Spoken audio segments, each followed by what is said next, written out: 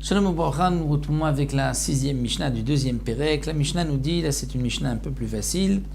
Mi shekidesh achat mishte achayot, un homme a donné des kiddushin, s'est marié avec une des deux sœurs. Il y a deux sœurs, et il s'est marié à une des deux sœurs, on va l'appeler Rachel et Léa. C'est toujours plus simple de prendre les sœurs que nous connaissons dans la Torah, donc Rachel, Léa, Reuven et Shimon. Donc un homme est marié avec une sœur, Rachel, Léa, il a donné kiddushin à une des deux sœurs, seulement Eno Yedeh Ezemem Kiddush.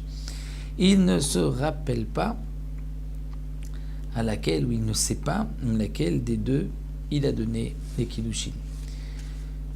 Même s'il n'a jamais su à qui il a donné les kiddushin, eh bien, il ne pourra pas se marier ni avec l'une ni avec l'autre. Puisque une, c'est vrai que c'est sa femme, mais la deuxième, c'est la sœur de sa femme. Donc peut-être qu'il va se marier avec la sœur de sa femme. Donc, nous dit le Tana de la Mishnah, noten get lazo ve get lazo. Il devra donner un get à une et un get à l'autre, parce qu'il ne pourra pas se marier ni avec l'une ni avec l'autre, puisqu'il ne sait pas à qui il a donné des kiddushin.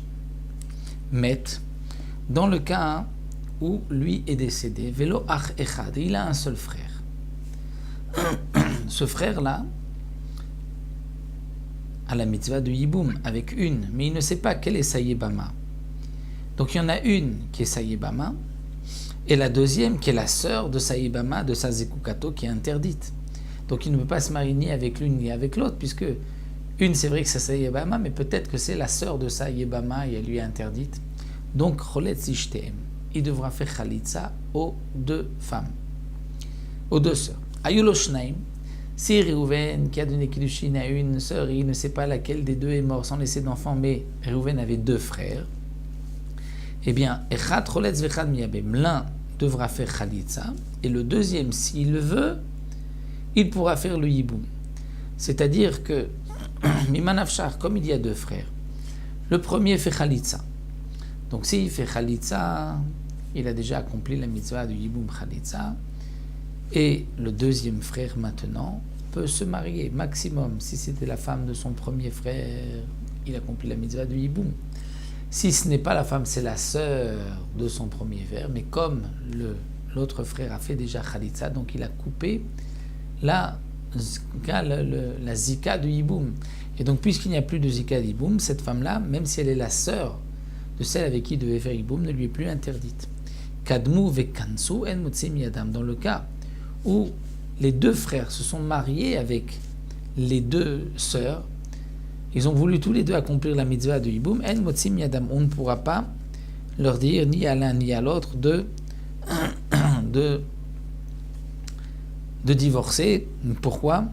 Parce que on ne sait pas, hein, peut-être que le premier qui s'est marié a accompli la mitzvah du yiboum, puisqu'il a eu la femme de son frère, et la deuxième qui se marie avec le deuxième frère n'était donc plus interdite à lui.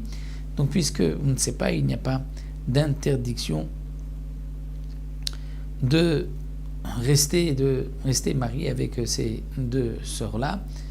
Donc puisque, comme nous l'avons vu, Manafshar, il a peut-être accompli la mitzvah. Donc Rashi, le Barthénora, nous explique, c'est que en vérité, lorsqu'on va dire à l'un comme à l'autre, tu dois divorcer, il va dire pourquoi je dois divorcer ? Moi, j'ai épousé la femme de mon frère, celle qui était mariée avec son frère. Donc peut-être, même s'il va dire, mais peut-être que non, tu as pris la sœur de la femme de ton frère. Il va dire, oui, mais peut-être que c'était juste sur le moment où il a fauté, lorsqu'il l'avait prise. Mais une fois que son frère avait fait le yiboum, donc il n'a lui plus de mitzvah de yiboum vis-à-vis de la femme de son frère, donc celle avec qui il s'est marié n'est plus la sœur de Zekukato avec qui il aurait dû faire le yiboum.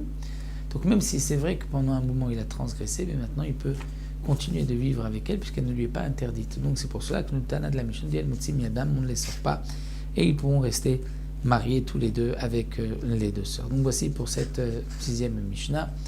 On va Bezrat Hashem, je viens avec une nouvelle Mishnah.